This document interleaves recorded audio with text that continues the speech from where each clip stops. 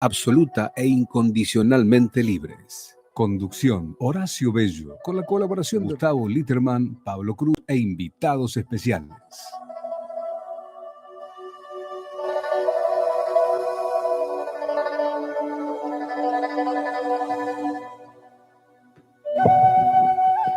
Buenas noches, amigos, amigas. Un nuevo programa de A la Luz de Krishnamurti en nuestro nuevo ciclo 2023.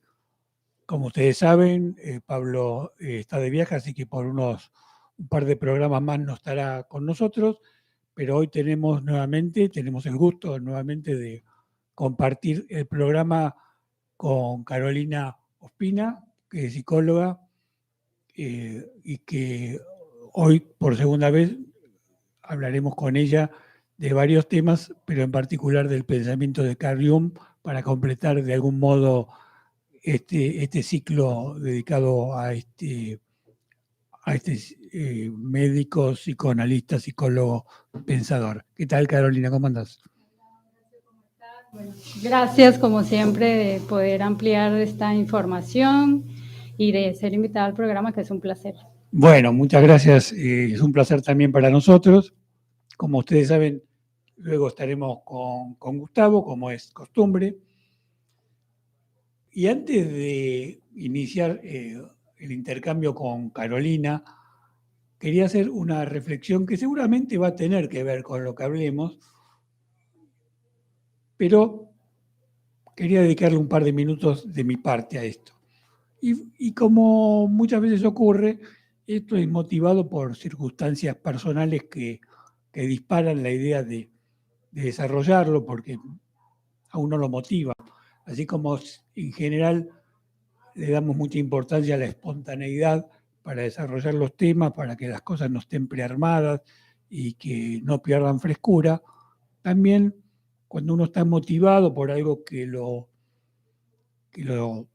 justamente lo movió, hay que hacerlo fluir en el momento. ¿Y qué es esto?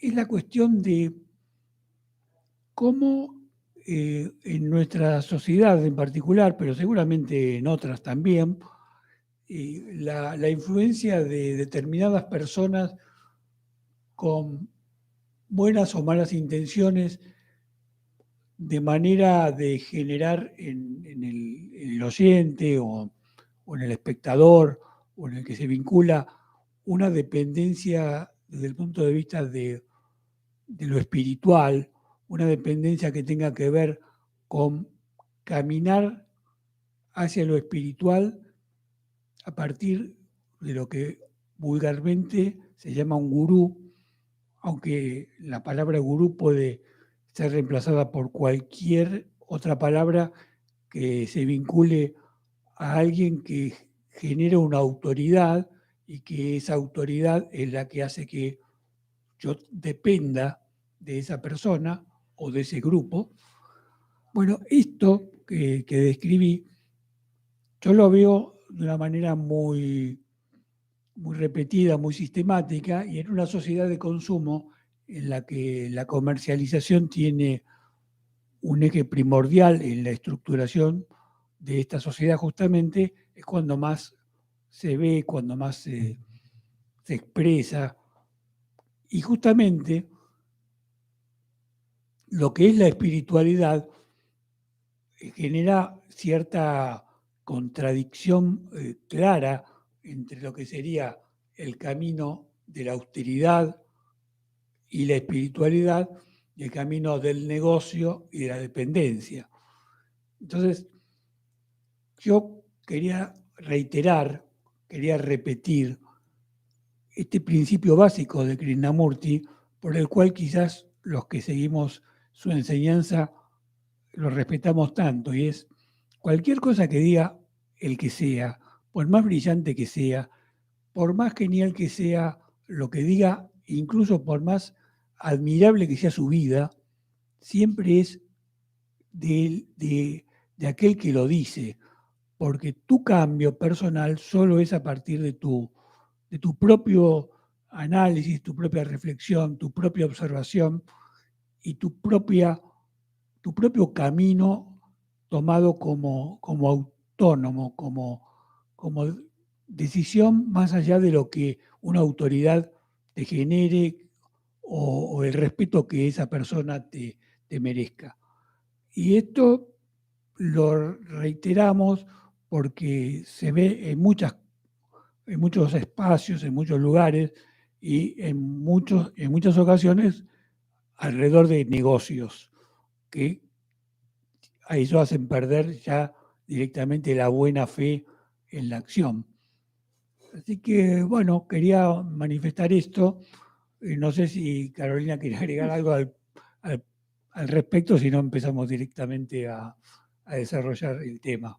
No, igual me parece que tiene mucho que ver con lo que estábamos hablando hace un rato, de cómo hay una automatización cuando viene un paradigma y no nos cuestionamos o no reflexionamos o no tomamos una actitud crítica frente a lo que aparece, ¿no? Porque ahora estamos, y siempre hemos estado, pero ahora estamos en una hiperestimulación de dogmas o de paradigmas o de ideas también nuevas que se están presentando, donde, bueno, o nos vamos al lenguaje blanco, negro o binario, o decimos, bueno, ¿cómo dejamos entrar eso? Y vamos reflexionando a ver si en este momento de vida es pertinente para mi proceso, ¿no?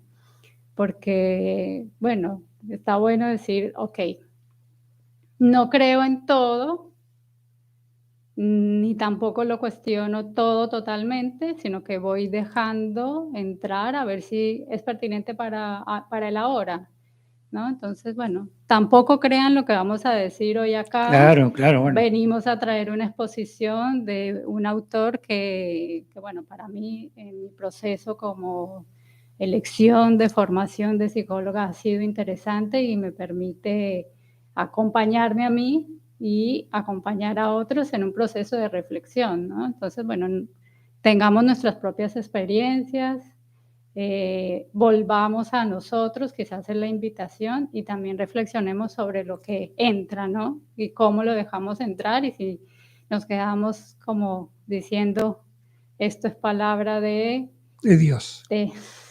para no decir palabra o de Carolina, y yo no tengo que pensar nada de esto, no, también el intercambio y la reflexión es importante para también ampliar al que viene con un paradigma. Yo puedo también estar errada, cerrada, equivocada, y bueno, está bueno que otro me retroalimente y poder abrir y expandir, ¿no? Claro, porque además por ahí uno no está equivocado, pero la postura que tiene es producto de su propia experiencia. Quizás no sea un equívoco respecto a mi vida, pero sí sería un equívoco trasladarlo a otro a partir de otra historia, ¿no? Claro. Eso también puede ocurrir. Hablando de la gente que actúa de buena fe, dejemos de lado aquel que está haciendo un negocio y que sabe y es consciente que lo hace por un negocio. Pero supongamos que la persona lo dice de buena fe.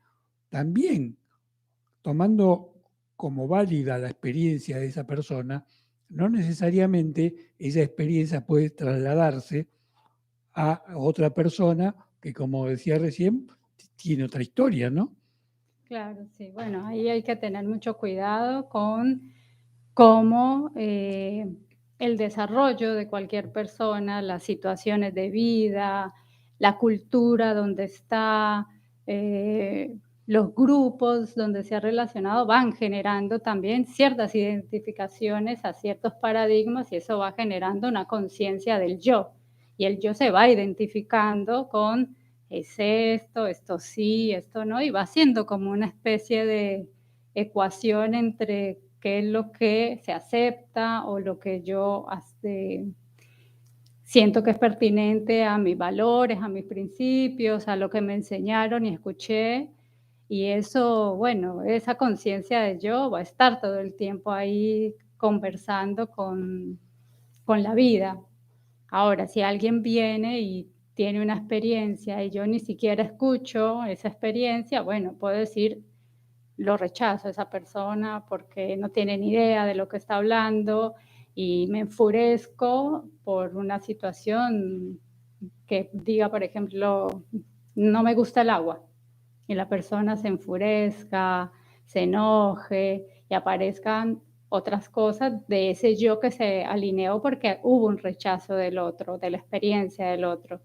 Y aquí, digamos, la invitación es a ver, porque el tema que vamos a traer hoy para que la gente reflexione, escuche, es sobre la sombra, ¿no? Como esas sobreidentificaciones hacen que quede un yo alineado, que trabaje de manera autónoma y que no permita que otras ideas y otras formas te alimenten, te nutran y bueno, trasciendas y hagas un camino más de integración con la singularidad de los demás, ¿no? Claro. Con la experiencia y la historia de los demás. Claro, claro.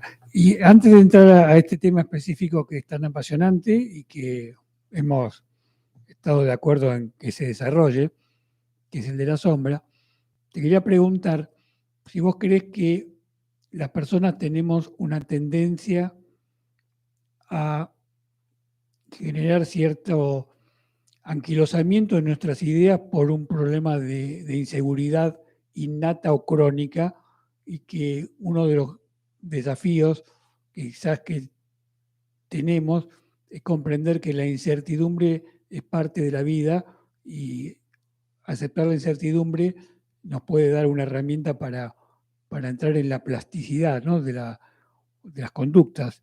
Es una pregunta que te quería hacer antes de hablar de la sombra porque me parece clave este aspecto de la comprensión de uno mismo, ¿no?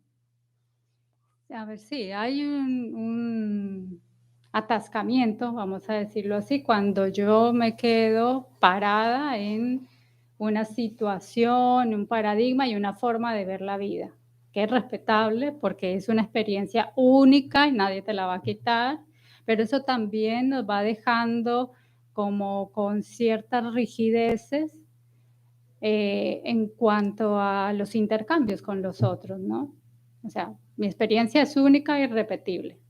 Eso de base está bien, pero también se atasca la circulación, vamos a decirlo así, de una comprensión de otras formas, de otras ideas, y eso, bueno, como que congela también nuestros vínculos, los deja sin ver otra perspectiva, ¿no? Eh, y también el entorno, porque todo no depende de uno. Hay mensajes subliminales, hay cosas que no podemos tramitar por el exceso de información que hay, pero que van quedando, ¿no? Que van quedando y eso, bueno, hace que nuestra autonomía se tense o se afloje en esto de la plasticidad, dependiendo de cómo me he quedado atascado en esa idea. Entonces, para que ocurra una flexibilidad de pensamiento, un fluir, también tiene que haber una apertura mínima de yo, ¿no? De querer aprender, saber, sobre todo de pensar, ¿no? De reflexionar si eso me actualiza como ser humano, ¿no? Muy interesante. Bueno, entonces vamos a ir de lleno al tema central, que sería la sombra, y vamos a hacer una pequeña introducción tipo maestro Ciruela para que nos digas qué sería la sombra a rasgos generales, y luego lo vamos desarrollando y vamos intercambiando ideas. Yo como neófito te voy a hacer preguntas, así lo vamos simplificando. Está bien. A ver, la sombra en términos generales también, como para hablar de Jung, es, Claro. y también para que quede sencillo de explicar, es todo aquello que rechazamos del otro Del otro. o de situaciones o de colectividades para ampliarlo, ¿no? Entonces, yo decía al principio, nosotros nos identificamos con ciertas cosas que a nivel de las vivencias con los demás vamos desarrollando y vamos generando un paradigma. Entonces hay un yo que va diciendo, esto es lo bueno, esto es lo malo, esto me gusta, esto no me gusta, y eso va generando cierta definición de mi identidad. Entonces yo me identifico con aspectos que van a favor de mí, de mis principios y de lo que me enseñaron, y me voy relacionando con grupos que hablen el mismo idioma. Y todas aquellas cosas que yo rechazo, que yo reprimo, en el sentido de no prestarles atención o en el sentido de mi familia me dijo que esto no era sano, hace que lo vayamos dejando en lo que Jung dijo, la sombra personal. Es como un archivo que se va gestando oculto Claro. y que opera. Exacto, es un archivo que está ahí, ¿no? Con las encriptaciones necesarias, porque también necesita una cierta encriptación para que después eso no aparezca con las identificaciones que yo tengo, porque si aparece va a moverme emocionalmente y me va a hacer cambiar mi grupo de amigos, decir cosas a mi familia que a mi familia no le gusta, y también va a tener que ver con, ay, bueno, yo era así y ahora ya no soy así.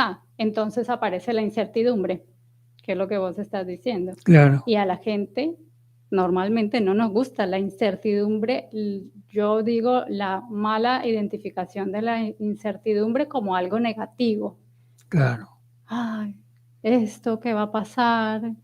No, ¿qué va a suceder si yo no sigo siendo así? Claro, porque, una pequeña interrupción, tenemos la fantasía de que existe una seguridad absoluta, es decir, que en algún lado del universo hay una seguridad que nos permite obtener todas las respuestas y tener todos los caminos posibles, digamos, controlados y asfaltados. Pero eso es una fantasía, porque por más que lo conceptualicemos, la realidad es que eso no existe. Entonces, lo primero que quizás deberíamos asumir es que la seguridad es un invento de nuestra cabeza, porque si la seguridad fuese real no habría ningún problema. Es decir, vos sabés que tenés que caminar por acá, que todos los caminos están asfaltados, que va a llover dentro de 3 días, entonces hasta dentro de 3 días no usás paraguas y no hay problema. Ahora, la realidad es que por ahí llueve al día siguiente y vos estás sin paraguas, pese a la seguridad que tenías por el informe del servicio meteorológico. Entonces, esa diferencia entre la idea de seguridad y la realidad hace que vos vivas con un conflicto. Entonces, quizás es más sano aceptar la incertidumbre, porque la incertidumbre te da la flexibilidad para enfrentar las contingencias, ¿no?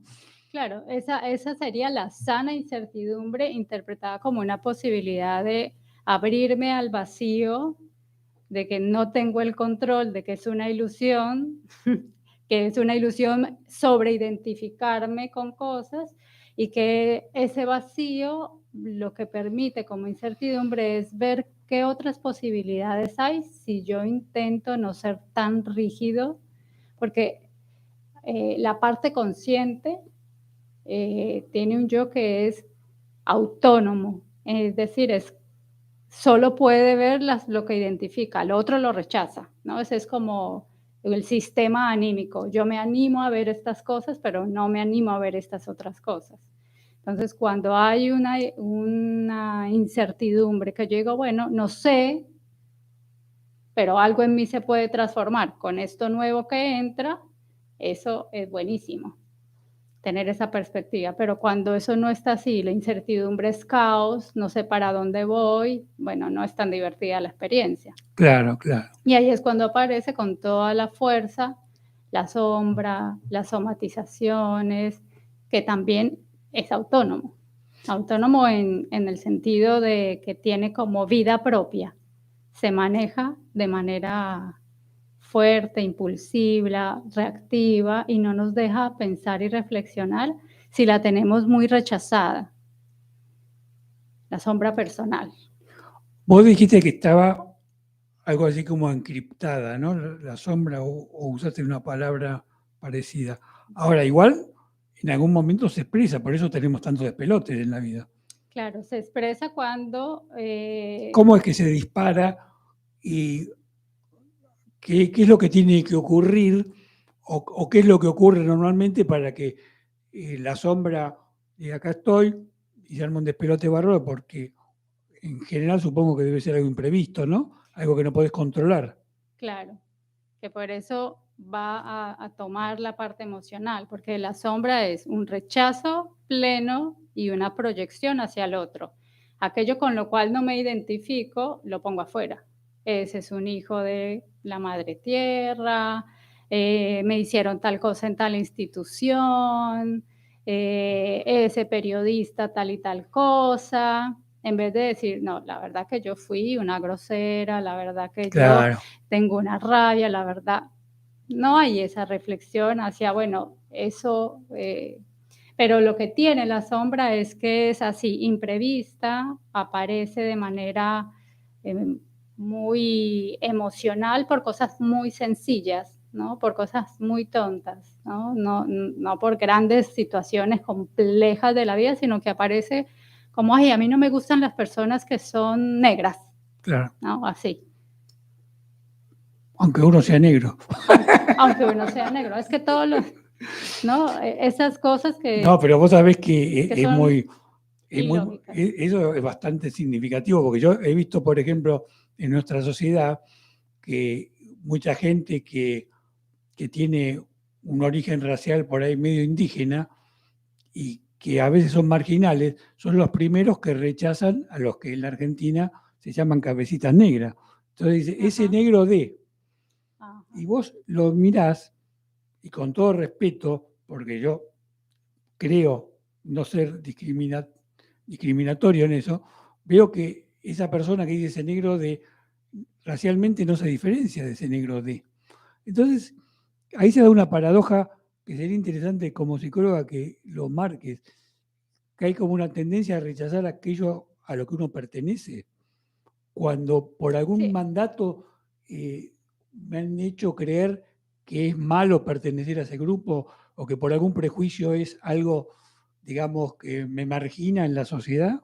sí, la sombra se alimenta de esos prejuicios, de esas sobreidentificaciones con lo bueno, con lo lindo, con lo brillante, y lo que no está alrededor nuestro de esas cosas brillantes, lo mandamos allá, ¿no? Lo encriptamos allá y aparecen como fenómenos también en relación a los introyectos que nos tragamos de las situaciones sociales, familiares, de algo que nos dijeron y nos quedó allá en el subconsciente. Y dice, sí, sí, la gente que tiene las mochilas rotas son unos vagabundos, Claro. ¿no? O sea, y de allí, y Sí, o tiene el entonces pelo largo, es un esa gente mugriento. que vino con Claro. esos zapatos así es tal y tal. Entonces la proyección de, voy a dar un ejemplo así, bueno, si pienso en los zapatos sucios, ¿qué parte de mi caminar, de la acción que tiene el zapato de cubrir, de proteger, está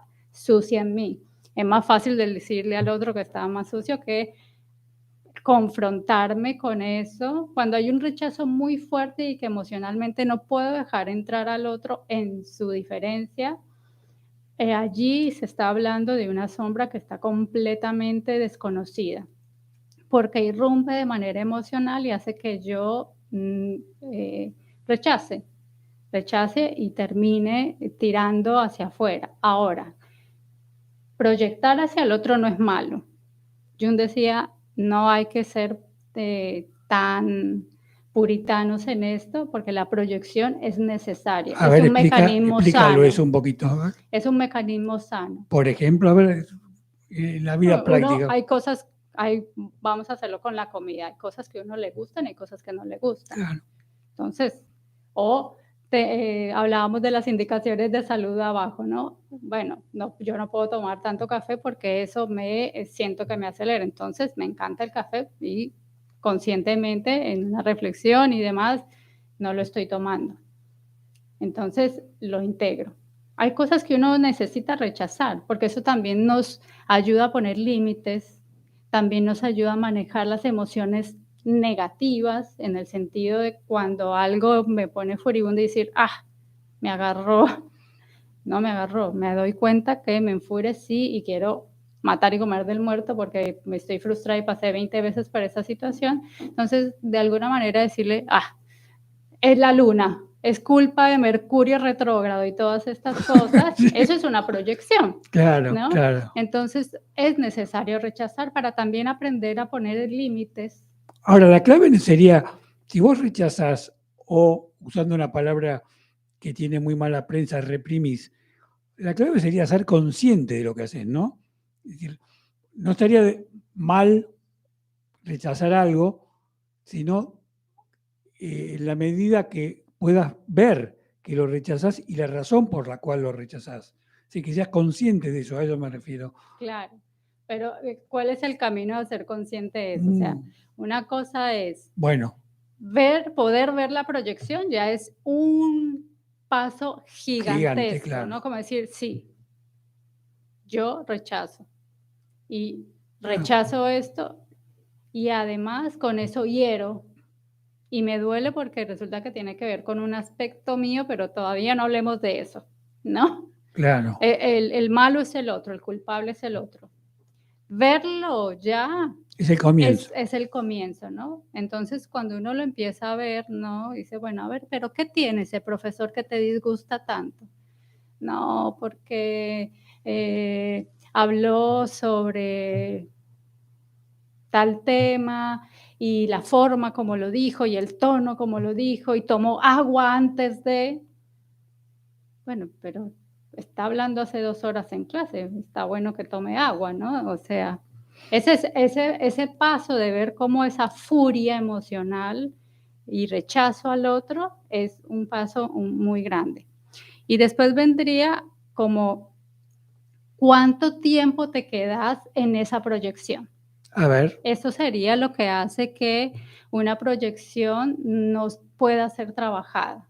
Como dijimos, está bueno rechazar para los límites, para defendernos y para poder estar como generando un clima ameno con el mundo, porque hay cosas que no nos gustan, vamos a decirlo. Pero si la proyección es constante, si yo rechazo constantemente, si yo critico, si no puedo transar con el profesor, si no puedo ver su singularidad, sí, si hablo a la comida y después le sumo el negro que la preparó, claro. le sumo el profesor que no me escuchó, le Es una sumo, cadena, y claro. ese es una cadena y además en el tiempo yo estoy furibunda 24 horas del día por una cosa de que rechacé, ahí es cuando se vuelve problemática. Claro, porque además me imagino que eso es como digamos, una bola de nieve, porque al estar comprometido emocionalmente de manera constante, eso también va a complicar todas las demás cosas que me vayan ocurriendo. Porque si yo estoy del tomate todo el día por esas cosas, me van a ocurrir cosas ordinarias y yo voy a reaccionar mal porque al estar emocionalmente comprometido, mis conductas van a ser inadecuadas, ¿no? Claro. Y el riesgo de eso, porque primero está la sombra personal, también hay la sombra familiar, donde siempre hay un chivo expiatorio, todos somos divinos si hay alguien de la familia que es lo peorcito que hay, pero es de la familia, Siempre hay uno que es el malo total. ¿no? Entonces está el chivo expiatorio y después también hay la sombra colectiva, ¿no? Tenemos a Putin, ¿no? Para que veamos también de lo micro a lo macro, ¿no? La Claro. sobredimensión de la sombra y de que cuando no la vemos, tampoco asumimos que dentro de nosotros hay mucha violencia, todavía, mucho rechazo, todavía, mucha ira, mucha frustración, mucho rencor, mucha vanidad, muchas culpas, ¿no? Que como humanidad no hemos trabajado, que sería hacerlas conscientes para ir viendo cómo confrontarlas, ¿no? Que sería hacer un diálogo sano donde, bueno, me actualiza esto, pero es muy difícil confrontar lo que rechazo. Muy interesante, especialmente cuando lo trasladas al ámbito social y político, ¿no?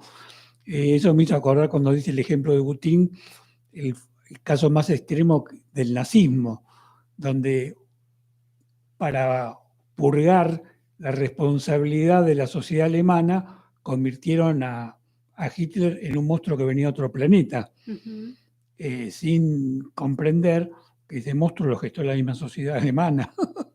Claro, Es y decir, cómo que no vino de la gestamos, nada. cómo gestamos el propio mostrito y cómo le damos alimento. El mostrito, diríamos, en este sentido de lo que estamos hablando, esa sombra personal que después, como decía Jung, esa sombra puede estar alimentada por una raíz arquetípica, ¿no? Por algo colectivo, ¿no? Que hace que nosotros rechacemos tajantemente y nos pongamos rígidos en nuestra plasticidad cerebral, emocional y de trascendencia, ¿no? Claro, claro. Y eso nos permite también comprender la dificultad, porque si hay algo arquetípico, si hay algo que viene de arrastre, que incluso puede venir, vos dirás si es así, más allá de nuestra vida personal, Ujú. es complejo, no es fácil. Y nosotros no tenemos todas las herramientas, tenemos algunas y tenemos que tratar de seleccionar las mejores para, para no, digamos, no perder la poca, digamos, Cordura. no, para no perder las pocas balas que tenemos para poder llegar al objetivo, ¿no? Aunque la palabra bala es inadecuada. Pero creo que es importante aceptar que es difícil. Claro. Jung decía, podemos ir encontrando el camino de reconocer esas sombras, como yo les decía, Sí, personal, familiar, colectiva, irlas reconociendo, pero eso no quiere decir que podamos, eh, y su raíz arquetípica, ¿no? Ese impulso, cuando yo quedo tomada por la raíz arquetípica, eso lo podemos ver, entonces soy la súper violenta, pero no me estoy dando cuenta que soy violenta con el otro, y entonces soy agresivo-pasivo, pero hay violencia ahí en esa sombra. Eh, y otra cosa es que nosotros queramos cambiar completamente a la humanidad y todo lo colectivo, ¿no? Por eso hay que volver al unipersonal, claro, ¿no? claro. Hacer esa reflexión en amplitud macrocósmica para volver a lo personal, porque al final el que va haciendo esa transformación, ¿no? Es la conciencia de una parte del yo. Claro, claro. Tenemos acá un pequeño mensaje de una colega tuya, Celeste, que lo vamos a escuchar y a ver qué nos dice. A ver.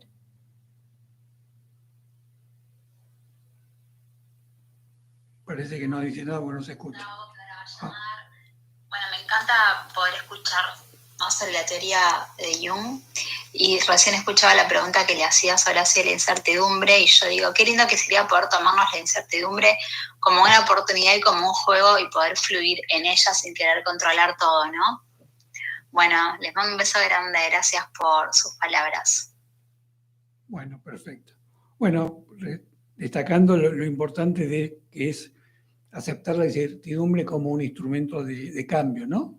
Claro, y con relación a lo que decíamos, como bueno, hay algo de lo personal que lo vamos viendo, pero también hay otras cosas que no podemos ni manejar ni controlar. Solo podemos acercarnos a tener una reflexión hasta también mitológica, ¿no? Como decir, bueno, Zeus y el Olimpo estaban por allá y Hades estaba por allá. O sea, también estaba ese rechazo y todo lo horrible está en el inframundo, ¿no? Y después estaba Hermes como mensajero, entonces siempre va a haber un tercer lugar, una posibilidad de incertidumbre y de no saber cómo son las cosas, y también está bueno traerlo, Celeste, gracias, porque sí, ese tercer lugar donde, bueno, hay que dejar que algunas cosas sean personales, pero hay otras cosas que, bueno, no vamos a Y poder. aceptar nuestras limitaciones, además. Exacto. Porque eso hace la humildad, que también es un atributo esencial, ¿no? No tener la soberbia de creer que uno puede resolver todo en la vida.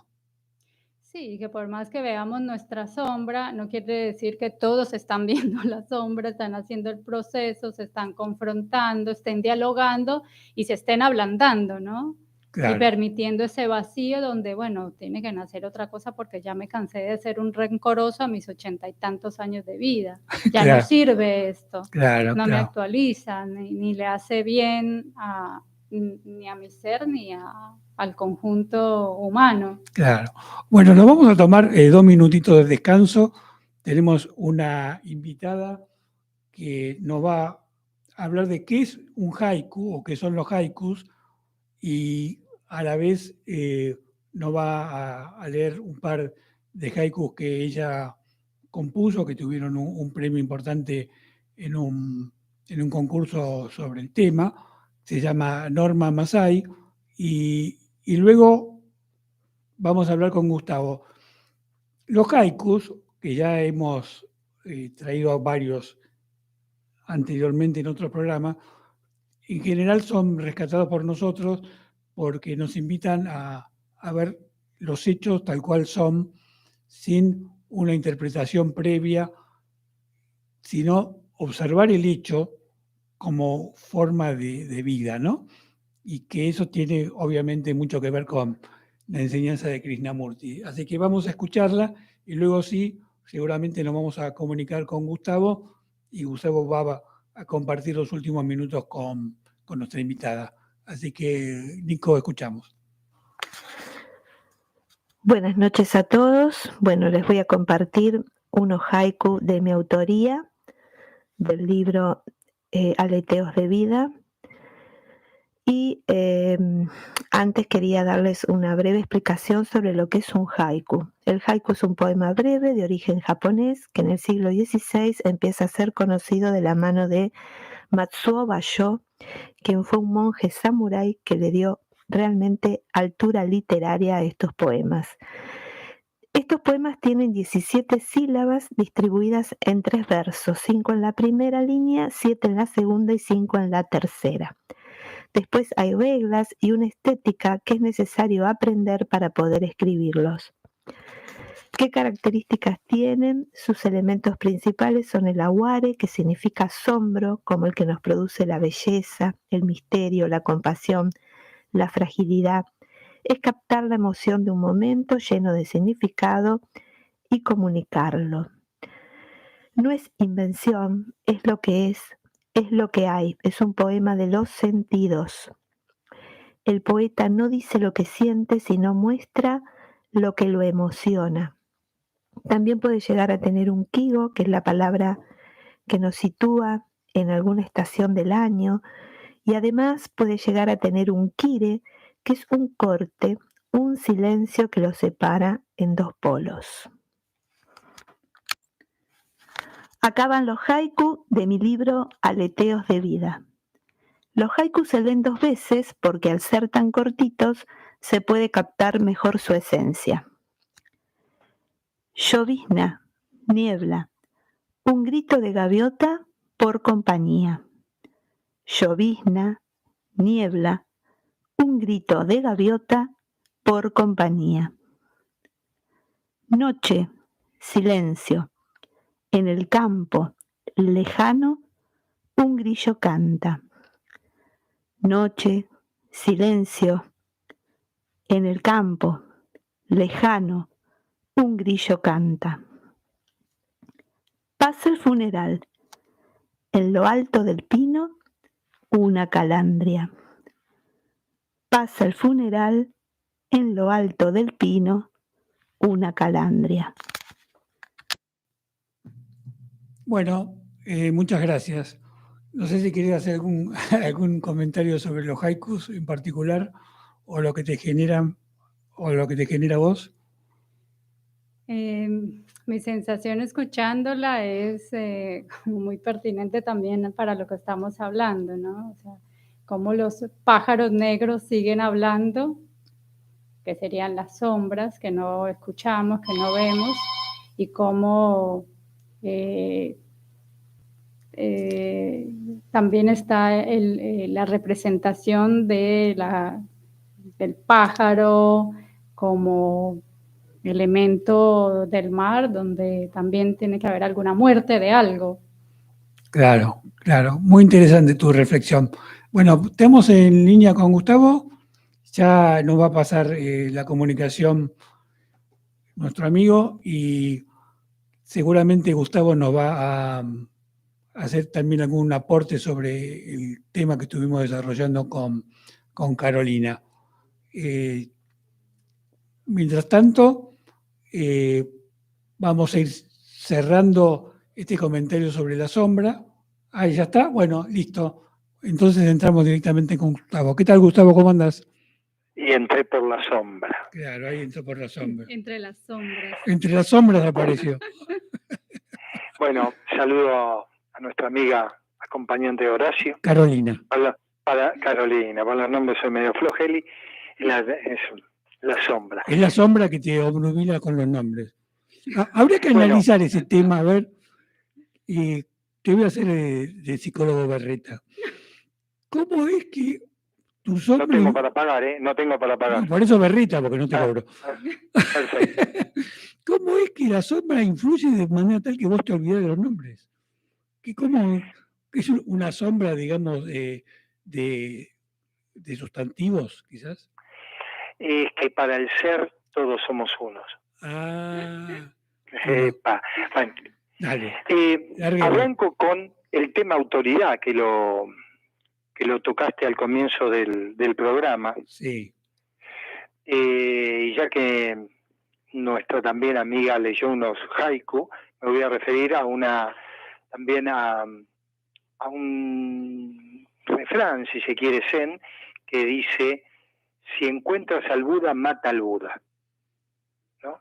Claro. Entonces, en nuestro caminar con este programa, muchas veces, o como hoy mismo que se está hablando sobre Jung, muchas veces a lo largo de los años anteriores se ha leído extractos de libros de otros autores. Yo creo que ese es el mayor homenaje que se le puede hacer a Krishnamurti, ya que lo tomamos como una referencia, pero no como una autoridad. Es decir, como verdaderos krishnamurtianos, uno toma de otros autores, no digo compara, porque eso ya sería el plano de la mente, pero intenta sentir otras fragancias, otras propuestas, y no quedarse nada más que con lo que puede haber dicho Krishnamurti, porque también muchas veces observamos su vida y nos presenta ciertas incógnitas y ciertas dudas. Bueno, eso hace que nosotros intentemos comprender su mensaje, pero no es un ídolo, es un ser humano con capacidades que reconocemos, pero hasta ahí, ¿no? Me parece muy interesante la síntesis que hiciste. Bueno, te agradezco que me hayas ayudado a sintetizarlo quizás de mejor manera que la que hice yo al comienzo. Y bueno, y ahora te dejo hablando con Carolina, a ver qué te genera este tema de la sombra a vos, más allá de la broma que hicimos al comienzo. No, por un lado, refuerza lo que siempre venimos hablando de una observación, ¿no? De dónde surgen, digamos, mis elogios, de dónde surgen mis críticas,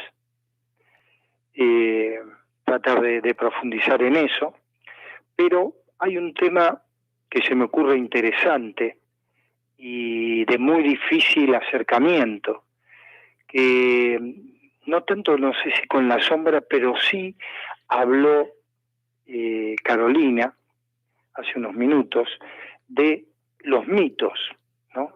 Y la pregunta sería, ¿cuál es el mito operante hoy en la humanidad? Bueno, minuto Dol en el aire.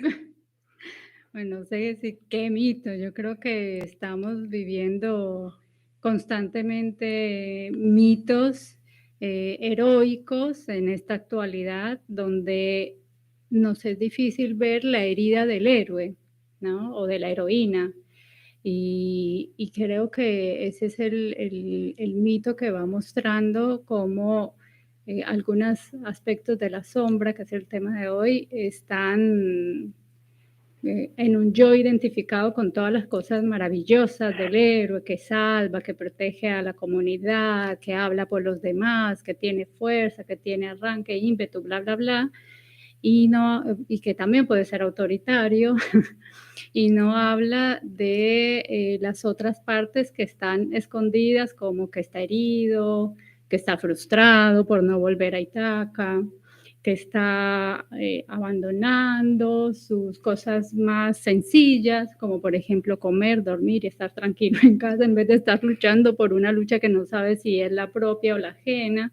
Entonces yo creo que si ese es el mito general, me parece, ¿no? Como que estamos reevaluando esta cosa del héroe y la heroína hiperguerrero que no se pregunta nada, sino que va impulsivamente o emocionalmente a la guerra sin preguntarse, que también puede ser muy bueno porque da energía y fuerza para seguir avanzando frente a la incertidumbre, pero al mismo tiempo deja en la sombra otros aspectos personales y sociales, vamos a decirlo así. Y después cada uno podrá ir viendo, ¿no?, cómo resuena cualquier otro mito, la pelea de Zeus y Hades, ¿no? Porque Perséfone se quedó allá y entonces su mamá Demeter no está dejando que crezca la comida y no hay con qué comer y bueno, la humanidad está muriendo y si no vive la humanidad, pues no hay nadie que esté adorando a los dioses, ¿no? Entonces, quizás en procesos más personales y la gente que le gusta los mitos está bueno como conversar, como hay en que leamos un mito, vamos a leerlo, reflexionemos, hay algo de Zeus en mí cuando me vuelvo tan patriarcal, o hay algo de Demeter en mí cuando me pongo tan víctima y que mi hija se fue. Y si esa raíz, ¿no?, que los mitos en la psicología junguiana tienen que ver con las raíces arquetípicas, que son patrones biológicos, digamos, y humanos que compartimos con todos, están siendo demasiado, tomando mi persona, ¿no?, mi forma de estar en el mundo, ¿no?, y me ponen en una identificación que puede ser una máscara y no una realidad, ¿no?, y hay otros aspectos que van quedando en sombra. Pero bueno, cada uno tendrá que ir viendo con qué se identifica y en qué momento sirve, porque Jung decía que, como decía al principio, la sombra no es mala, ¿no? O la proyección no es mala. También tiene ese aspecto cuando se exagera, ¿no? Puede ser muy negativo, pero si se mira, si se observa, si se puede dialogar y confrontar con ella, se puede desarrollar una elaboración y puede haber una flexibilidad, una adaptación y una flexibilidad y un fluir continuo, ¿no? Entonces, Gustavo, sí, es compleja la pregunta sobre cuál será el mito, pero bueno, espero que haya dado un poco de respuesta en términos más generales, ¿no? Claro, porque en esta materialidad que hoy vivimos, tan relacionada con el éxito y con la velocidad, ¿no? Sí. Muchas veces creo que perdemos esas raíces arquetípicas y estamos catapultados directamente a actuar, ¿no? Sin esa observación, y acá volvemos siempre a algo, bueno, que es capital, ¿no?, en la enseñanza de Krishnamurti, ¿no? Esa observación justamente de lo que está mostrándose, pero también observación de todo lo que va quedando afuera, porque en realidad siempre creo que es más lo que va quedando fuera, es como un iceberg, ¿no? Se ve una pequeña parte sobre la superficie, pero bajo la superficie viene una dimensión y un volumen mucho mayor, ¿no? Entonces, digamos, la posibilidad que nos da la observación es sacar toda esa mitología y todas esas estructuras arquetípicas y colocarlas sobre la mesa, ¿no? Que permiten ver a alguien que quizás no tiene el nombre que le han puesto sus padres, sino que es una totalidad mucho mayor, es decir, con situaciones latentes a descubrir y situaciones posibles a transitar.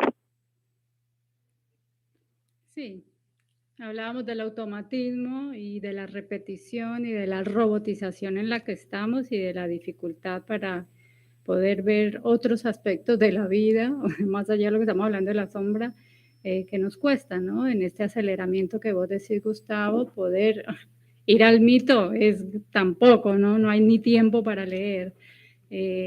Pero bueno, se van haciendo intentos y en estos programas también vamos un poco ayudando, si se quiere decir así, de alguna manera, a la observación y también a lo que decía Jung, sobre que hay un instinto de reflexión y de creatividad. Yo quería agregar algo, perdón que te interrumpa un segundito, Gustavo, No. sobre el tema de los arquetipos y ciertos conceptos. Y hay un concepto que se repite mucho como símbolo de algo bueno, que es el concepto del guerrero, ¿no? Y a mí me gustaría patear el tablero respecto a esto. ¿Y por qué no empezamos a reflexionar sobre quizás el nombre que debería llevar la energía que me catapulta a una conducta nueva, a un cambio? No tiene que ser la energía vinculada al guerrero, quizás la energía vinculada al amor, porque el amor es el que nos debería impulsar. Es tan ancestral la idea de que la guerra es la fuente del cambio y del mantenimiento del poder, que hasta los pensadores de la New Age utilizan la figura del guerrero como algo bueno. Pero bueno, es algo que hace bastante que tengo trabajando en la cabeza. Bueno, está bueno y es una reflexión interesante que también tiene que ver con el mito del héroe, ¿no? Porque hay fases de ese mito y hay una fase que es más del anígredo, como dice la alquimia, que es eso de ver que es la guerra por la guerra y vamos para adelante con súper proactividad, ¿no? Claro. Y que quizás hay otros caminos también para mostrar de manera más, voy a decirlo así, armoniosa, conciliadora, compasiva, que también hay cosas que quedan en el fondo, ¿no? O en una sombra, o en lo que no se ve, y que quizás no tenemos que estar hablando tanto del guerrero, sino de concepciones más amorosas. Bueno, ahora sí, Gustavo, que te interrumpí. No me interrumpiste, estábamos ahí en un momento de latencia. No, es interesante en lo que decía Carolina, me parece que dio en la tecla, porque creo que hoy, no sé si es un mito, pero creo que el automatismo y la mecanicidad se han apropiado mucho de la vida de lo cotidiano, ¿no? Y eso, bueno, nos lleva por un camino que estamos transitando y que vemos el mundo, ¿no? Como se ha mostrado, incluso ese primer medio siglo del siglo XX, respecto de esto, lo que vos decías, Horacio, del guerrero, con guerras atroces, ¿no? Como la guerra chino-japonesa, de la cual se habla poco porque, digamos, se enquista dentro de lo que es la Segunda Guerra Mundial y queda muy relacionada por una cuestión marketinesca a lo que ocurre en Europa, pero es una guerra terrible que incluso creo que se inicia un par de años antes de la Segunda Guerra Mundial. Entonces, bueno, venimos con la Primera Guerra Mundial, ver que quizás ahí se presenta un arquetipo del guerrero, de un guerrero en cierta manera terrible, porque se empiezan a atacar las ciudades en sí, ya no se guerrea en los campos, se pierde la honorabilidad en el sentido de la lucha aérea de la Primera Guerra Mundial, no es la lucha aérea de la Segunda Guerra Mundial, ¿no? Bueno, ver cómo ciertos valores fueron en descenso y bueno, esa observación quizás también llevarla a nuestra vida, ¿no? Ver si el honor ha dejado de ser algo del cual participemos en lo cotidiano. Nosotros no esperar el honor afuera, sino el honor interno y un honor incluso con y hacia nosotros mismos, ¿no? Porque la observación, creo que tiene mucho, cuando lo bajamos a este plano, de honorable, porque permite ver dónde están nuestras arrugas y dónde están nuestras muecas. Entonces creo que es importante todo ese trabajo de interior, de observación permanente. Así que bueno, si vemos al Buda, matemos al Buda y sigamos intentando encontrar la propia presencia, como diría Jung, del sí mismo, ¿no? Y operando en lo cotidiano, y no la presencia de Gustavo, sino la presencia de algo más profundo. Bueno, le vamos a dar el último minuto a Carolina y de esa forma cerramos el programa. Agrega algo que te parezca de cierre o vinculado a lo que dijo Gustavo. ¿Qué te parece? No, me parece que para cerrar podríamos decir que entre más máscara, ¿no?, tengo frente a la vida, entre más robotizado, entre más cerrado a otras cosas, más sombra hay y más hay que trabajar en esta observación que dice Gustavo y en esta reflexión de cómo nos seguimos violentando internamente y se siguen presentando guerras mundiales tan violentas y silenciosas como las que estamos viviendo ahora, no solamente las de Japón históricas, sino la de Ucrania, la del día a día cuando rechazamos al que está al lado y la extendemos en el tiempo y en la humanidad. Bueno, muchísimas gracias. Por mi parte me pareció brillante tu intervención de hoy.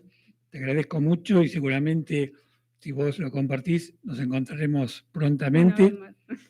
Así que te saludamos, Gustavo, y nos encontramos el próximo martes. Una buena semana para ambos. Gracias. Y para todos y para todos. Chao, hasta luego. Que estén muy bien. A la luz de Krishnamurti, mi único interés es hacer que los hombres sean absoluta e incondicionalmente libres. Io sarò per te